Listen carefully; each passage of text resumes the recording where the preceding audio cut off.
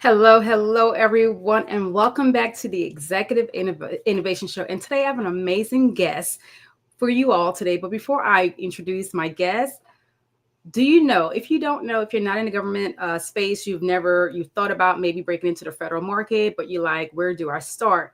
Well, I'm here to tell you that when it comes to the government as a whole, the federal government, they are buying everything from services to product, and they are spending billions of dollars every single year, my friend. So welcome to the Executive Innovation Show. I'm your host, your speaker, consultant, SBIR, and business development consultant, along with as a trainer, but also soon to be author. So look forward to that. A new book coming out. And what my company does, J3M Consulting, we really support tech founders who don't have the time, they don't have the team, and they don't have the tolerance to break into the federal market. And the way that we do that is really providing them with strategic positioning. Goodness, I couldn't get that word out. Also aligned outreach and ready partnerships so that you can build a sustainable business without wasting time. Okay. But it's not about me today. Today is truly about my client, Jenny W. Clark, and she has been in the gov space since the 80s. So I'm going to read a little bit about her just to share her bio. She's going to come up and then she's going to share some insight about herself, but also give you insight and strategies that you can take away today from this live that you can implement when it comes to tapping in and breaking into the federal marketplace. So come on in, say hello, drop in the chat where you're joining from, and let us know what you do as well too. So who is Jenny Clark? She has been working in the federal contracting since the 1980s. She has worked with hundreds of small businesses like yourself, setting up their accounting system for payroll, timesheets, billing, and payables, which is critical when you are supporting the government, okay?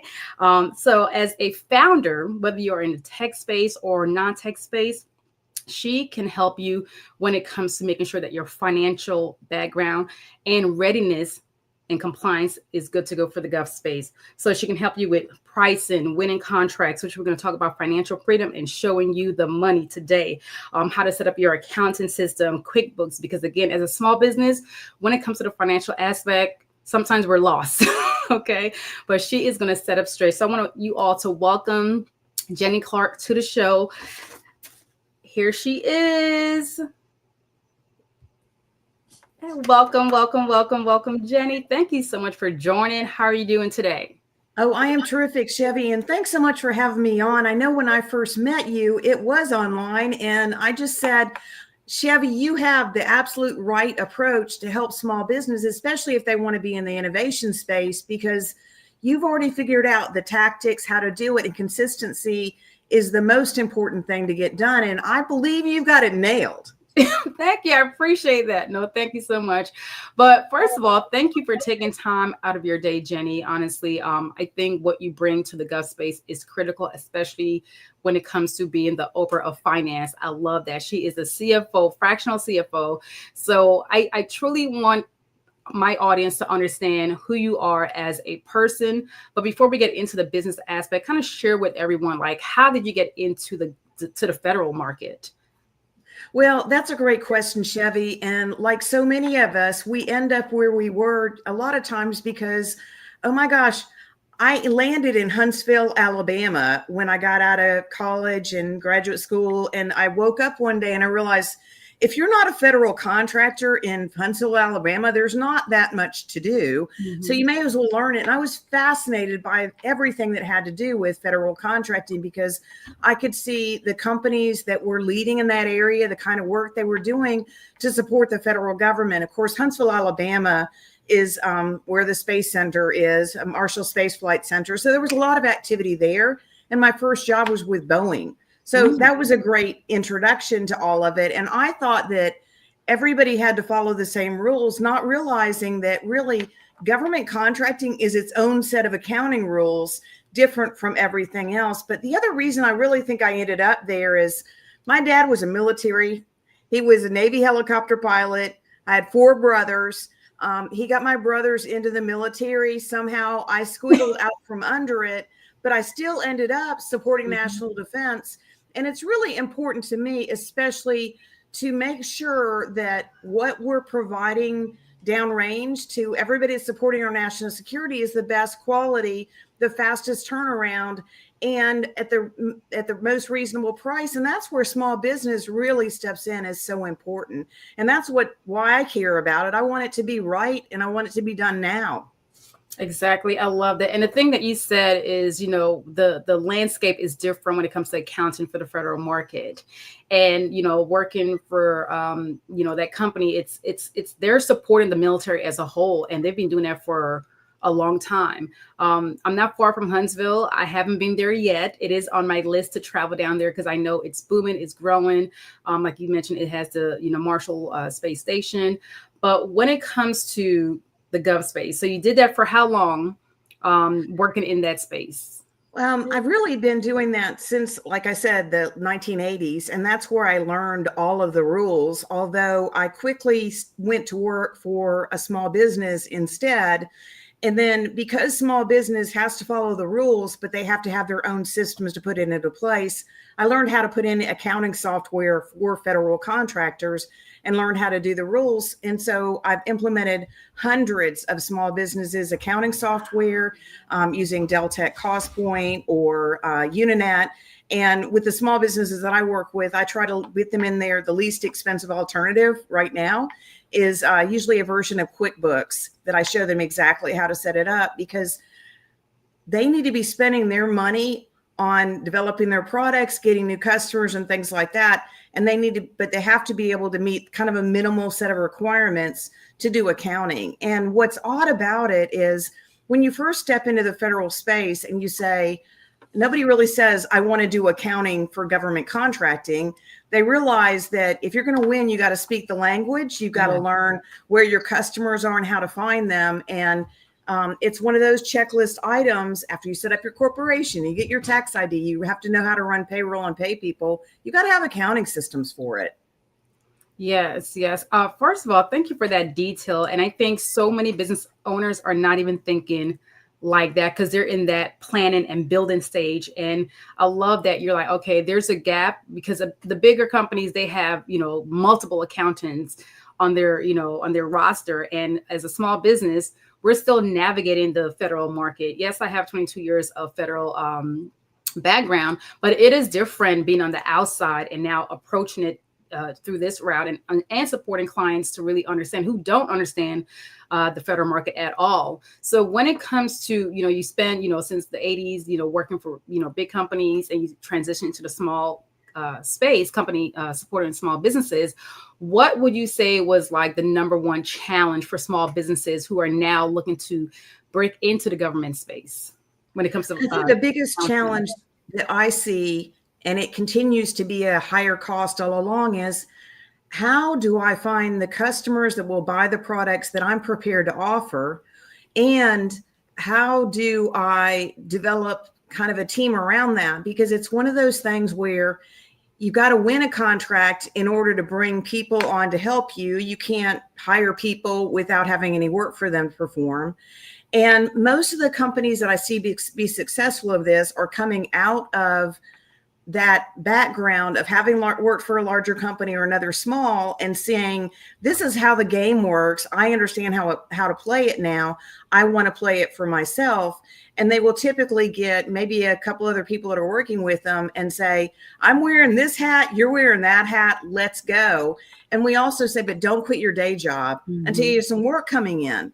And I know, Chevy, that you really encourage people going through certain steps and understanding what to do. But the main thing they can't do is waste their time or waste their money. Yes, they can, because we don't have it as a small business. We don't have lump sums of money just sitting around. Like you mentioned, we have to identify people. You got to payroll. And in order to succeed in the federal market, you have to do the necessary readiness to go after these opportunities and have your accounting system ready and in place so that when you do win this opportunity, that the government is not looking at you as you're unprepared. They're looking at you like, okay, we know that, Jenny's company, Solvability is ready and her company is ready to accept this contract. Like they have the readiness to execute, because that's what the government is looking for. Does your company have the readiness capability to execute and move forward, not just in the sense of executing the job, but also the financial aspect, because they want to know what's going on with their money. Oh, absolutely. And when you and I talked about it, we talked about it almost in terms of they win a contract and then they have a budget for it. And they have to be able to show what is their plan for spending this money? How are they going to make sure that they can deliver to the government what they said they could deliver in the time and schedule? And man, that's one of your areas of expertise, right? Yes. And honestly, I will share when I first came into the space of SBIR, and I had no clue. Like, I've learned a lot doing my research and just having conversation with individuals and looking at videos or attending webinars and different things. And what I learned just from experience and serving my clients is the depth and the detail, the accuracy that is needed for that accounting piece, that budgeting piece.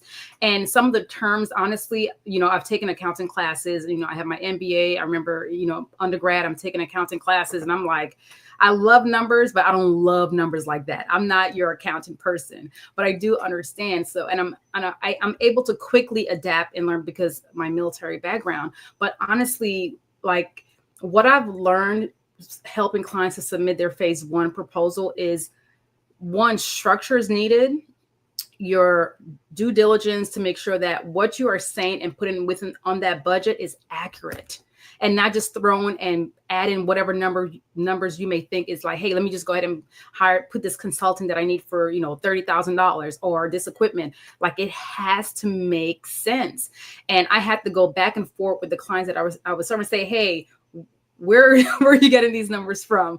How much are you actually paying, your subcontractors? Those things has to be justified. We have to provide, letter of commitment to show, yes, this, subcontractor is getting paid, this per hour and for how many hours. So it's very detailed. And I don't think business owners who are not in the gov space are thinking like that, or not thinking of, oh, I need to be so detailed to make sure that this budget actually goes through and pass through and it's validated to some degree from the agency. What are your thoughts?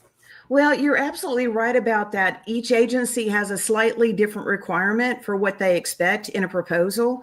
And even as we were getting ready for this, I was like, I wonder what a phase one typically ranges. And it seems like 150,000. Some of them go up to 305,000. There's one that's 341,000. It can depend. Sometimes it's a 1 month or 1 year effort. Sometimes it's a 6 month. But what they're really doing is saying, hey, small business, smart innovator, we want you to tell us how you will solve this problem. And those innovators put their thinking caps on and say, well, if I was going to do this, here's what I would do. And I typically see everybody think in terms of my time would it take to do it. And then we have to ask, will there be travel? Do I have to buy material? Are there services that I would have to provide? Would I have to have a subcontractor? What would it take to do that and put it together? And I did mention, Chevy, when we were having this conversation before, why don't I show you what a little typical bid would look like for that? So is it okay to show a spreadsheet? Yes, please. I think this will be so insightful for the audience and something that they can take away and also be like, wow, things they may not have even thought of. So yes, please share. And if, as you all are coming in, please drop in the comments if you have any questions for Jenny when it comes to pricing, when it comes to your budget, whether it comes to you thinking about, submitting a proposal you may have right now. Okay. Do you see an Excel spreadsheet? I do. Let me add that to the stage. There we go. Okay. So I was just talking a minute ago about what we typically do is say how many hours of a particular person is going to take to do this work. And so in this example, what I've done is I said, hey, I think it's going to take me, and I'm going to call myself the principal investigator, and then I'll have somebody else to assist me in that effort. And I will put in there, in this case, what I put is an annualized salary of 120,000. If I change this number to 150,000, it will recalculate the whole thing. And so it wants to know how many hours of each of those contributors am I going to have. The other thing is this tends to be what's considered a cost plus calculation. They're expecting you to show the salaries of the people that will be involved, how many hours they're going to put in during that time frame. And then you're going to have an allocation for what are called indirect rates. Indirect costs are costs you have to expend, but they're generic. Like fringe is payroll, taxes, and benefits or leave. Overhead is the fact that you've got like a special set of tools that you have in order to be able to perform this work, but you could use those tools on other projects. And then this last element called G&A, or general administrative, is really the corporate expenses. And in a way, as a small business starting out, if you're doing SBIRs, you might not have that information. But if you're a company and maybe you've been in operation for 3 or 4 years and you've got several people on the payroll, there'll be percentages that you can come up with. Otherwise, you have to kind of know what percentages to use. But what their expectation is up here at the top, I've got my direct labor cost. I apply these, and this is what I mean by government contracting has special accounting rules. I have to apply a percentage for fringe benefits, for overhead and G&A, and it adds those on top. And then on top of everything else, I came up in this example, it magically came out to be $150,000, because that's kind of the general starting point of an SBIR phase 1 is about $150,000. Although, as I said, it varies depending on what agency and what they're doing, what the terms are. The other thing is, if this was a rate or cost plus contract, I'd normally be able to charge some profit. The government doesn't call it profit, they call it fee. But with SBIRs, you don't get to charge any profit. What they're doing is they're funding the R&D activity that you're doing to perform the contract, so they can determine whether what you're talking about is going to help them move forward. Any questions before I take that down? Yes. Yeah, if you can leave that, I love that. From my experience, I just want to add. So when I was supporting my clients to submit their first phase 1 with Department of Energy and Department of Defense, we did have a 7% fee that we were able to add in, but that had to also include the set amount, whether that's, like you said, 150K or, 250K was DOE and DOD, I think was 250 as well too. So it all depends on the agency, but some agency will give you that 7% fee, which is not profit fee, but it's fee that goes along that you can utilize for different things within your research and development. So I want to just kind of share that. So thank you for sharing that. Well, and that's a really good point, because it does depend on the agency and what their rules are. So good point. Exactly. Quick question with the percentage. I know you have, example, 15% for fringe, and then you have the 2% for overhead and the G&A 15%. When it comes to a small business, what is the average percent have you seen based on your experience and serving, hundreds of small businesses that they're implementing? Because that percentage is going to be different for everyone. That's an excellent question. So fringe, generically, that is for payroll, taxes, and leave and group benefits. So when a small business is starting out, all they really have is payroll taxes. And payroll taxes will be Social Security and Medicare, plus state unemployment, federal unemployment. And then once they have, I think, 3 employees or so, they have to have workers' comp. So I usually say that 10% of this fringe benefit, about 10% of it, is payroll taxes alone. Okay. And so some companies, when they're small, will also start paying people for holidays, the 11 holidays that we have a year, 88 hours a year, or they may allow them to be paid for vacation or accrued paid time off, whatever they decide that would be. So the fringe could be anywhere from 10% to 30%. I just picked 15% to give an example. And I'm always happy to have a conversation with people on things like that if they want to reach out to me. Overhead really depends, and overhead's almost a miscellaneous charge. You could charge 0 for overhead and you would still be okay. G&A is the one that's tricky, general and administrative. That's the cost of running the company, because think about it, day one, you had to go out and get business licenses. You had to spend legal fees to get incorporated. You had to pay taxes and licenses. You got the cost of setting up your accounting software. If you have somebody helping you in the accounting department or human resources, you've got those costs there. So G&A could range from 12 to 18%. When you're smaller, it tends to be higher. But once the company gets enough business base, the G&A rate goes down. And so what you usually have to do is estimate what you think is reasonable that will fit in here. And if it was 60% G&A, that would be a problem. But I would say under 18% is a reasonable G&A. But that's a great question, because if you've never bid it, you don't know what to put in there, and you can't really base it on history. When you're so small, you don't have history. And I do see a lot of companies that start off and they're like, the number one thing I want to do is solve this problem for the government. Yes. Yes.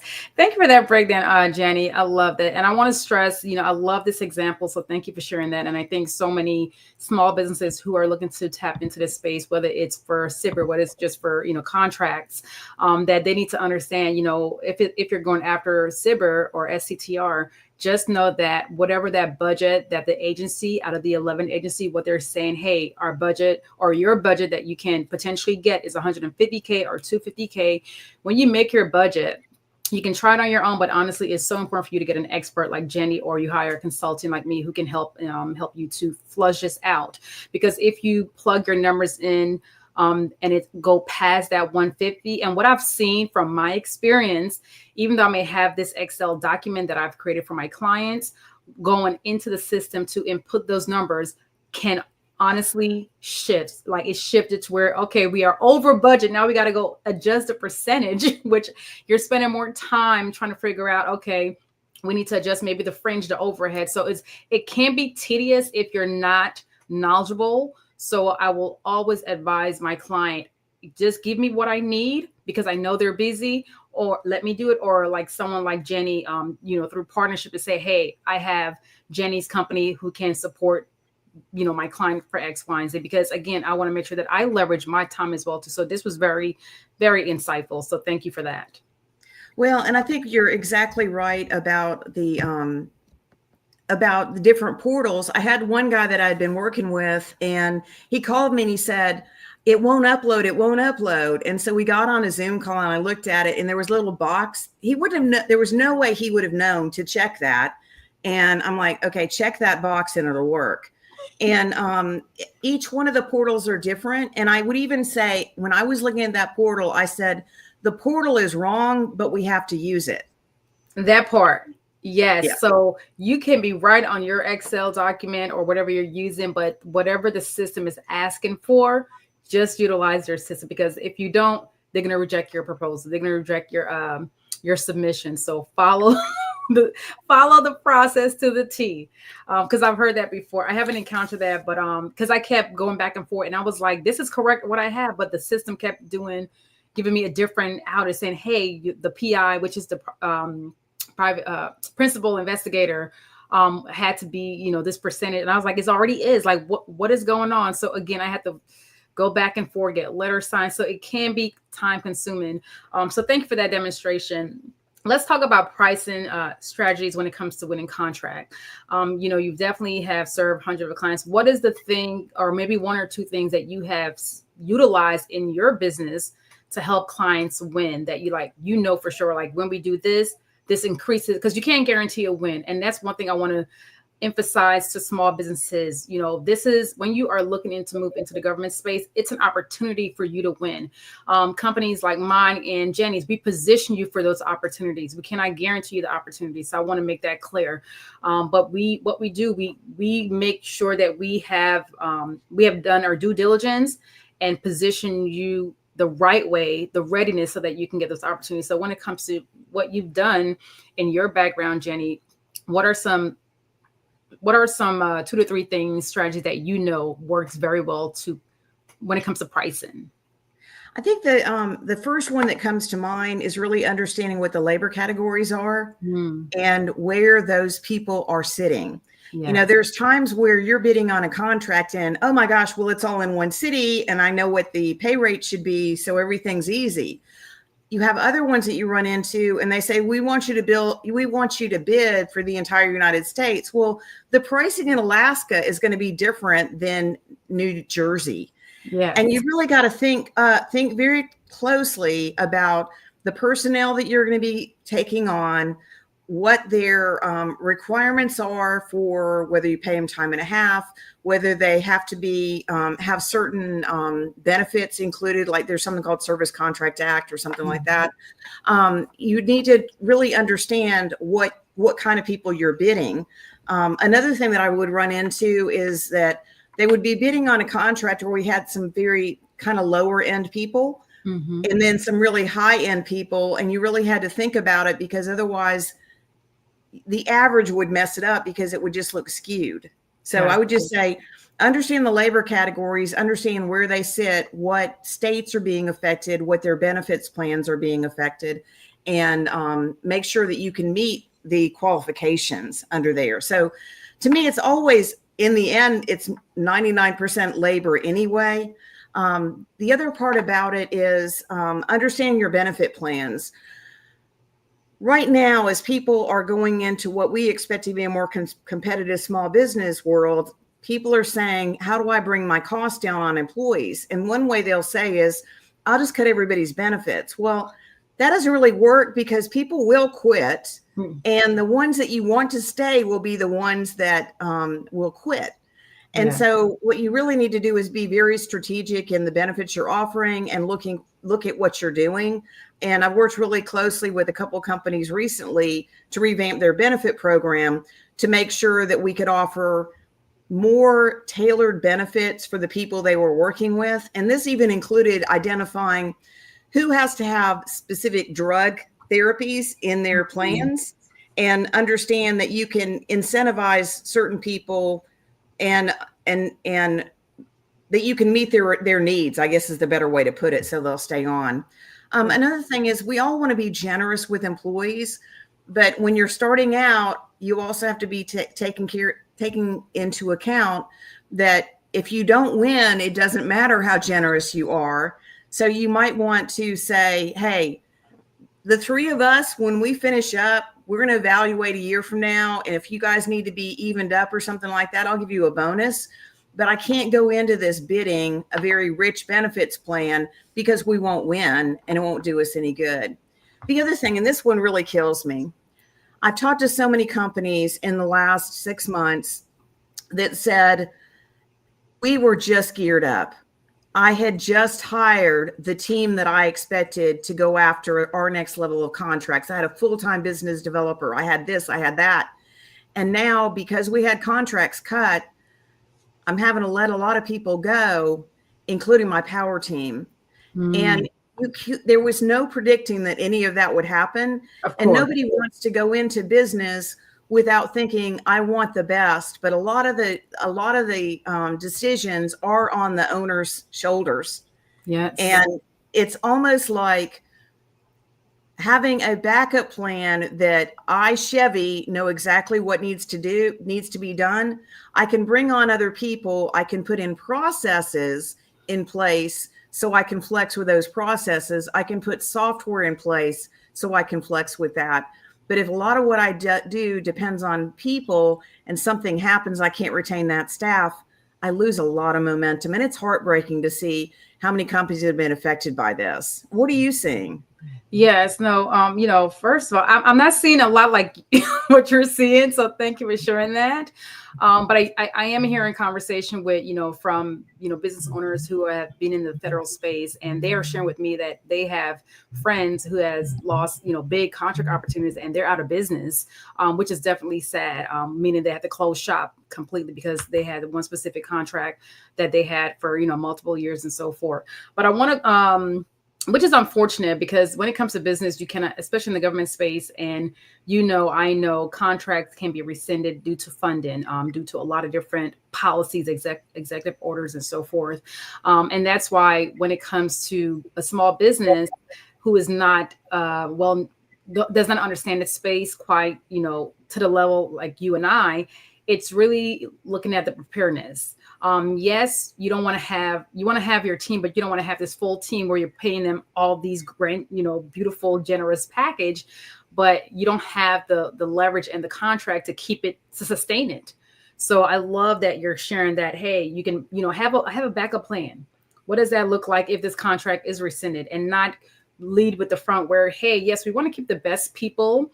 And honestly, I believe that when you do take care of your people, not just in monetary value, but also in the sense of caring, in the sense of appreciation, in the sense of opportunities outside of finances, they will stay when that, I believe, when that money is removed due to out of your control. So it's really looking at how can we continue to build and sustain outside of these things happening. And I think so many small businesses are not thinking like that, and they are not positioned their company for that. So I love that. That's something that you have seen, but also so how do you help them to correct that? Well, I think it comes back to what you and I are both doing, which is fractional services. They don't need a full-time CFO, but having somebody that they could call on from time to time when they get stuck makes a big difference. And I think what most companies are trying to do is, as they're building up the company, they're trying to pay attention to the processes they got, and where they can, they adopt processes that somebody else has already started on. And that's why having somebody that comes with a toolkit like you do really makes a big difference, 𝙗𝙗. The other thing that I think that people are running into when they're trying to grow, they're successful, and then they say, but how do I finance my growth? And that's a big challenge as well, because even though that banker has called you every other month for years saying, 𝙗𝙗, we're ready to give you a line of credit anytime, and you're like, I don't need it yet. I don't need it yet. And then you need it, and suddenly they're like, well, I'm sorry, but I sent it to our corporate office and we couldn't get it. But you've already spent like 4 months preparing financials on that and can't get it.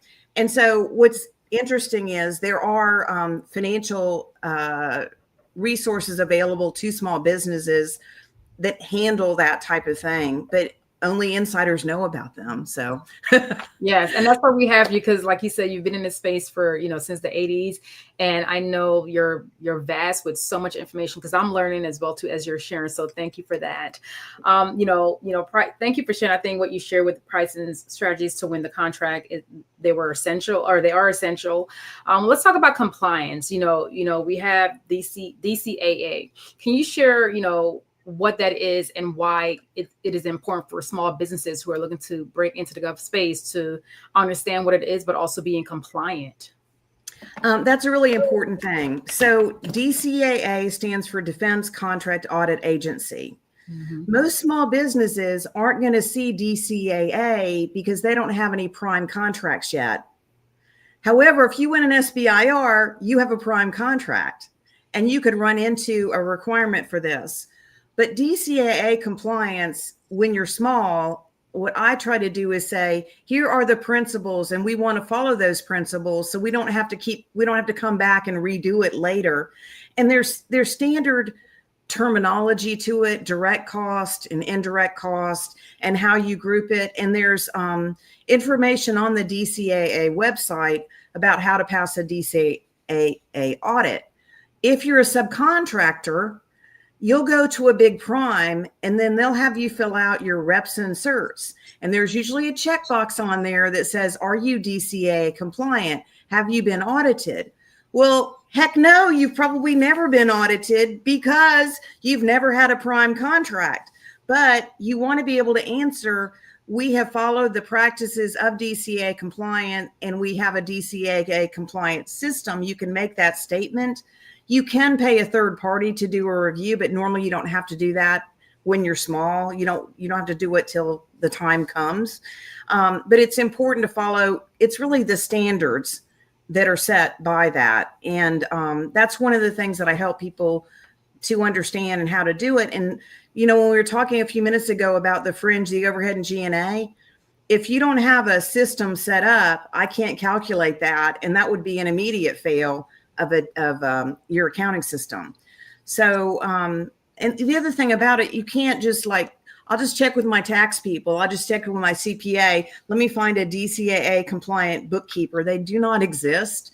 And it's just like anything else. As a business owner in federal, you have to talk to people that know the answers, learn what you need to for yourself so that you can hire the right appropriate people to help you when you say, I'm not doing my own billing anymore. I've outgrown it. Exactly. And I love how you mentioned, so thank you for sharing. And I love how when you really pinpoint to small businesses, like even though you don't have to be, fully compliant because you haven't won a prime contract, but the readiness aspect to have it positioned to where when that opportunity comes, you're like, hey, we're ready. We are ready. And I think that's the thing I want to drive home to for small businesses. I know you're busy. I've seen it with my clients, but when it comes to being federal ready, it is essential. It's not a waste of your time. And if you're like, hey, Chevy, I don't have the time, that's when you reach out to me and say, hey, we need someone to help us position for federal readiness. Whether that's the accountant aspect, I can reach out to Jenny, say, hey, I have a client, because it's for us, it's collaboration, because I don't know all the things. I'm not an accounting person, but when it comes to the readiness, and I understand the importance and the criticalness of being federal ready. It's just like on active duty. When there's a deployment coming, when we have to go and execute the mission, we're not waiting until we're leaving tomorrow. No, we're training the year prior. We're training, whether that's we're firing, we're doing mortuary training, because again, if someone, gets killed in action, guess who got to make sure that their body is returned, my squadron. So it's being ready before you need to be ready. So you got to be federal ready at all times. Wow. So thank you for that. Anything else you wanted to add when it comes to compliance?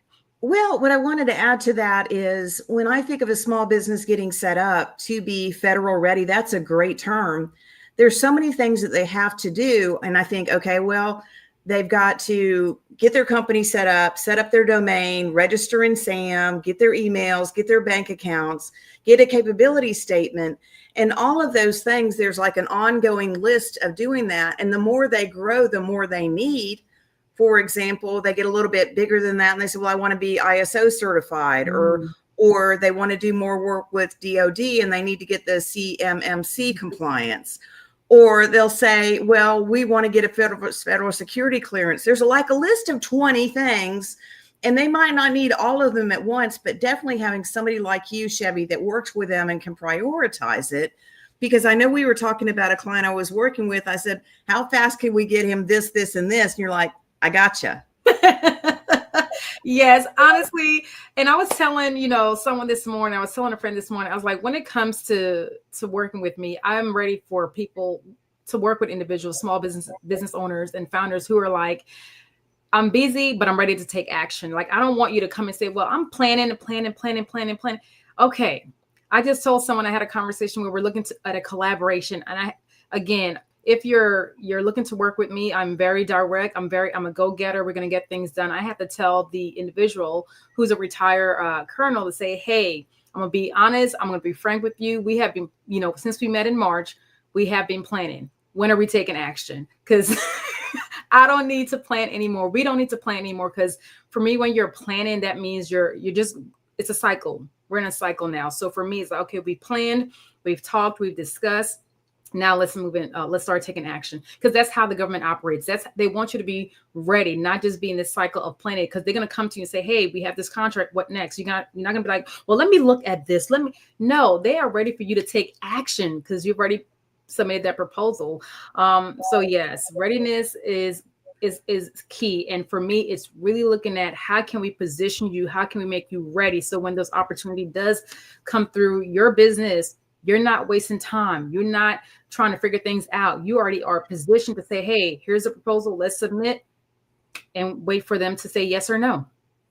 So the readiness aspect is key. And for me, a lot of the businesses that I am, serving or having, conversations with to work together, they have not been in this space. So they don't understand the federal market at all. Maybe they have seen things on YouTube or maybe someone else sharing, hey, you can do this, you can do that. But honestly, it's a process. It's not just automatically you just come in and you win an opportunity. Some people may get lucky, who knows? But honestly, it's about really being intentional, doing the work, bringing someone in who understand the process, the federal as a whole, DOD as a whole, and really finding someone you can trust.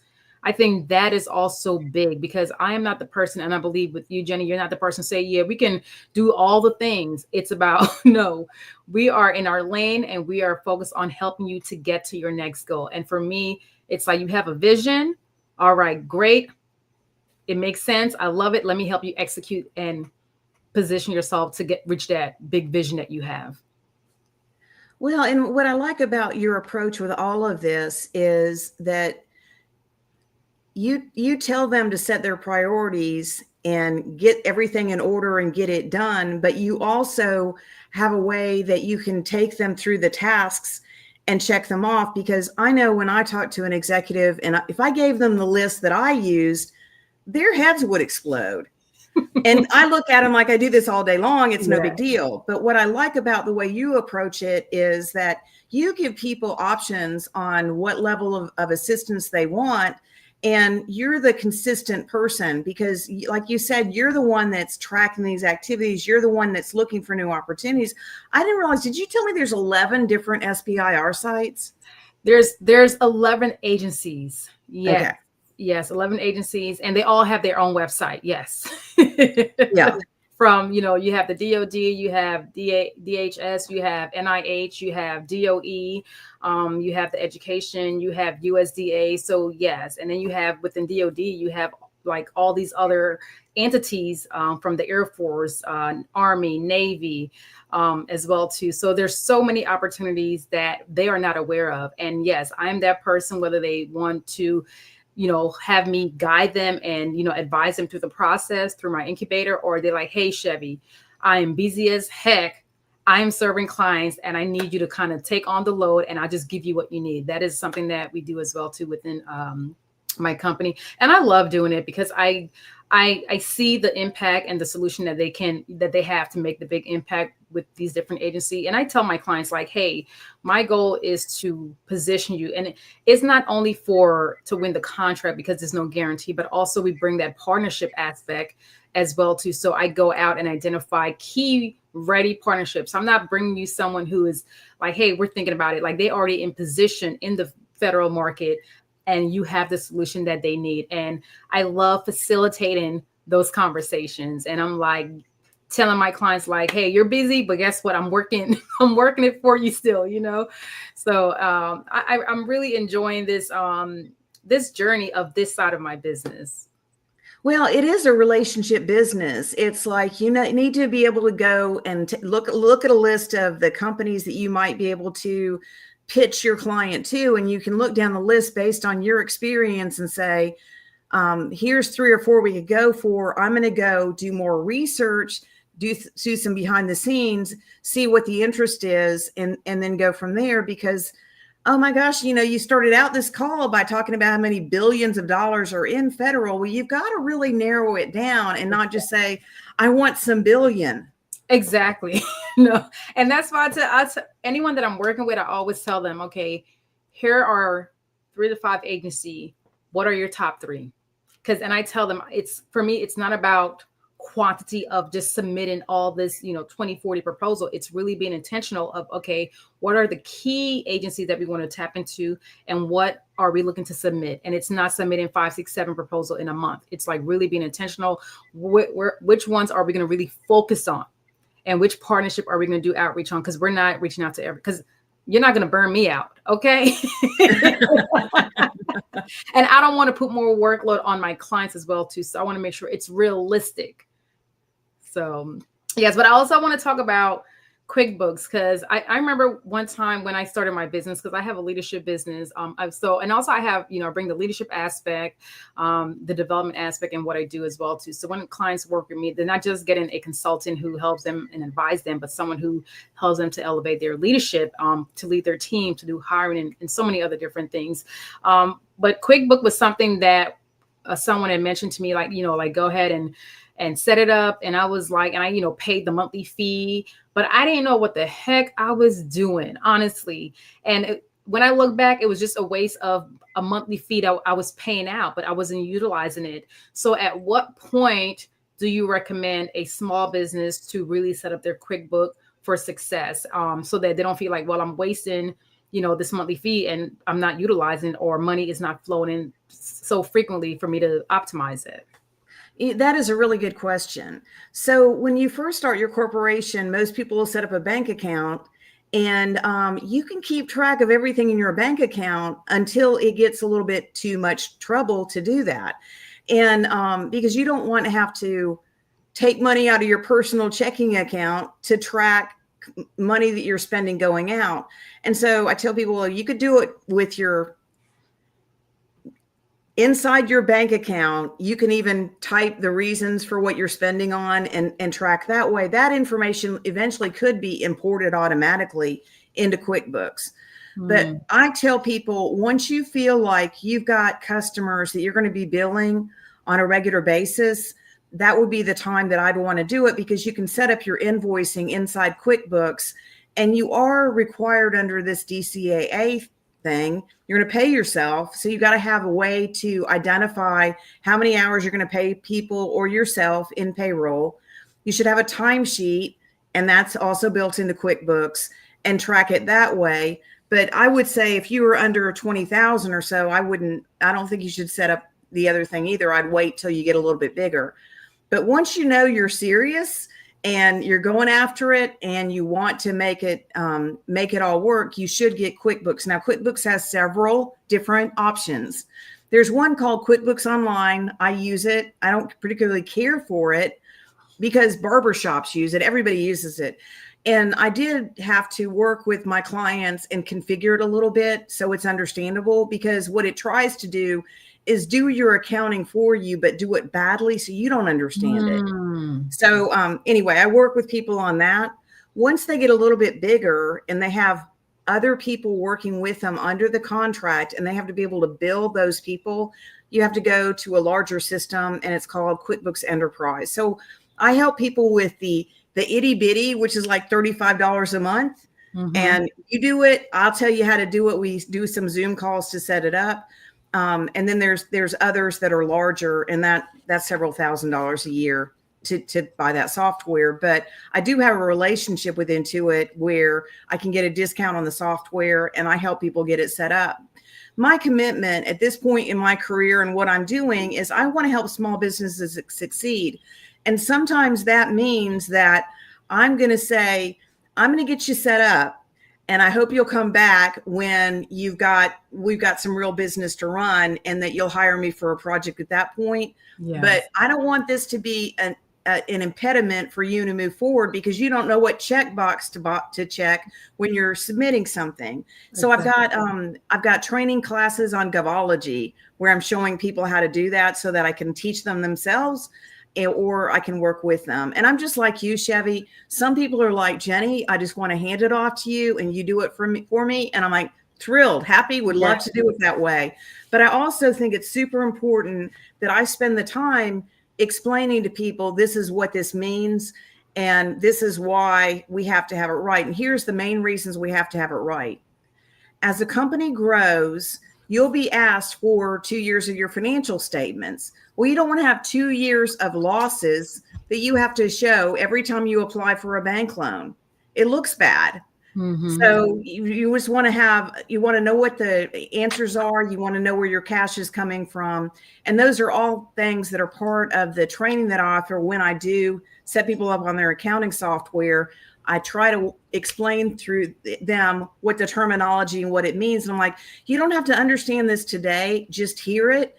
And when you have the time where you need the question, send me a text and we'll have a quick call, and you'll go, oh, that was it. Yes. Love that. And I love that you provide not only just done for you, but also, hey, you have workshops on GovOlogy. Yeah.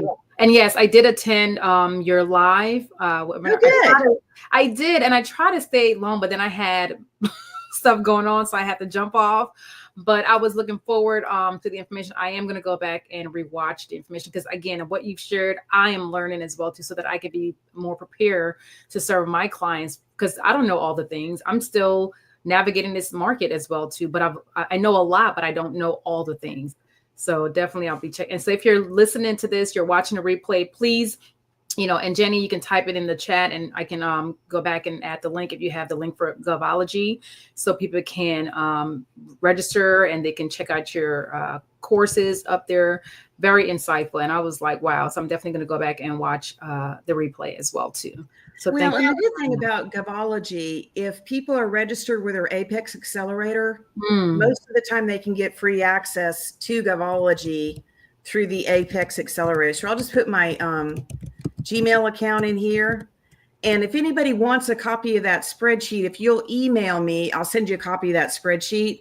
I think it's always better to have something that you can take a look at. I hope I spelled my own name right. Okay, well, anyway, but it's govology.com. Are you able to drop it in the? Yeah, and then my cell phone number, I'm putting it in there too. Okay. If anybody just wants to text me, ask me a question, I'm happy to answer questions. I don't want anybody to be stuck with something that I can help them with in government contracting that I can take 10 minutes to answer their question. So, yes, I'm trying to see if, let me copy this, your email address, and drop it in the chat so I can show it. Oh, you put it in a better spot than I did. Let me see. Okay, y'all, technology. It went to her directly, privately. Let me see. Hopefully. And I'm also on LinkedIn, just Jenny W. Clark, so you can find me there. And I'm happy anybody wants to connect. I'd be glad to chat with you too. Yes. Well, first of all, thank you for sharing. This was insightful. Definitely a lot of takeaways. But I want you to share, as a small business who is new to this market, what advice would you give them as they're stepping into this, but also continuing to move forward? Because some of them will start but not continue on this journey.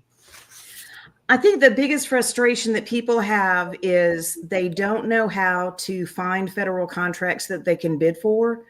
And there's a lot of information out there on how to find that. I think Chevy's got great information on that, but it's really about, you have to keep getting up to bat over and over and over again.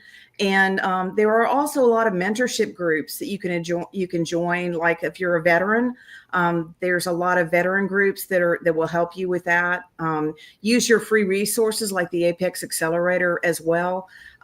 It takes a lot of time, but I think that the companies that do well with it are the ones that just say, listen, this is what I want to do. I've got income coming in to help me with the other, so I don't have to do this full time, but I have to put a really big push into it because I'm committed to it. And then surround yourself by other people that are going after it. I think that's one of the hardest things to do, is always be up about it. Because if you're always hanging out in the crowd of the people who say, well, the government's shutting down, there's nothing coming on with, they're still spending billions of dollars. You just have to find it. And Chevy's example of pick 2 or 3 agencies to go after, pick the ones that you can go to, that you can meet with, that are, in driving distance of where you are. I think that everything that Chevy's talked about, those are really the way to do it. And get up, do your, here's my weekly plan. On Monday, I do this. On Tuesday, I do that. What do you think, Chevy? Oh, yes. Honestly, Jenny, people got to take action. Like we talked about, you can't just plan and just be in the lab building your solution or building your product.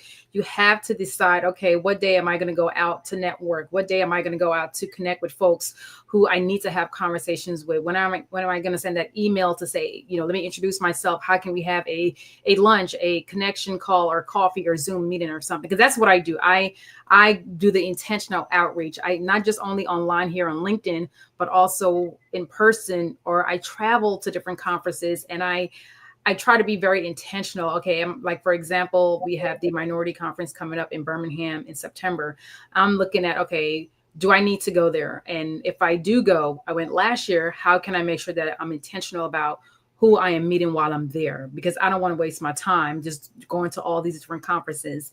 And this is what I tell small business owners, like, you have to be intentional. Where are you going to meet the people that can utilize your solution as a whole? So yes. But thank you, Jenny, for sharing such insightful information when it comes to financial freedom as a small business. I do understand that it can be challenging. It does take time, but I will tell anyone, consistency is your thing. And if you're in this just for the short run or just for the money, then you're not going to last long. You have to be in here for the relationship, the sustainability, because I'm looking to work with companies who are building impactful businesses, mission businesses, and people focused, not just the money. But before we go, how can people work with you? And we've already shared where they can find you, but kind of just share one more time who you're looking to work with, and any type of free resources that you have that you would like to share that they can download or reach out to you for it, or they can DM me and I can give them the link as well too. Well, if somebody is looking to get their accounting system set up, I have several different packages that I work with them on to get that set up for them. And usually it takes about a month to get that set up. And then I also work with them afterwards to say, okay, we'll get together on a monthly basis or whatever you need, so I can make sure that you're keeping up with it and you don't have questions and things like that. Other than that, I do work with people like on a fractional CFO basis where they have a little project that we need to work on, and we scope it out and figure out, is it 90 days? How do we want to do it? And what I usually do with it is I do it fixed price. And they pay half up front and half at the end. So that way we're both encouraged to finish the project and deliver it. And I found that that works really well and makes it real clear about what we're going to work on together. So thank you so much for having me on, 𝙗𝙗. I just love your approach and what you're doing with your Executive Innovation Show. And you're helping so many small businesses be successful in the federal space. Thank you. I appreciate it, Jenny. Thank you so much. And that is my goal, is to really help them to make a big impact, but also grow financially as well. But no, this was very insightful. Lots of takeaways. Thank you again for taking time out of your busy schedule to show up here to show your expertise and who you serve, because definitely you are value added. The fact that you have been doing this for, since the 80s, and the wealth of knowledge. And I'm already thinking of how we can collaborate to serve clients, my clients, and your clients. So thank you so much for being here. What I'm going to do, I'm going to remove you from the stage, but also just kind of close out, but definitely don't leave. But I'll be right back. All right, y'all. So if you enjoy this episode today, and if you had some takeaways, drop it in the comments to let me know what was your biggest takeaway by having from hearing Jenny, what she shared from her expertise, her background when it comes to your accounting system, understanding DCAA, and just kind of breaking into this federal market. And if you like, this was great, and you like, I need to talk to Jenny, reach out to her. Her information will be in the notes of this show. But as always, I want to thank you all for joining us on the Executive Innovation Show. I'm your host, your business development and SBIR consultant, speaker, trainer, and soon-to-be author. And what we do here at J3M Consulting is really supporting tech founders who doesn't have the time, the team, or the tolerance to break into the federal market. And we do that by positioning them with strategic positioning, but also aligned outreach and ready partnerships so that they can build a sustainable business.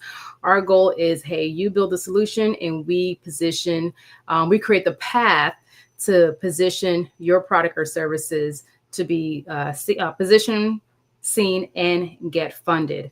I'm usually here every Wednesday. I'm not going to be here tomorrow. So we're here Tuesday because tomorrow is my daughter's birthday. I have a 20-year-old as of tomorrow, but I want to thank you all for joining me. See you all next Wednesday on the Executive Innovation Show, and have an amazing day as always.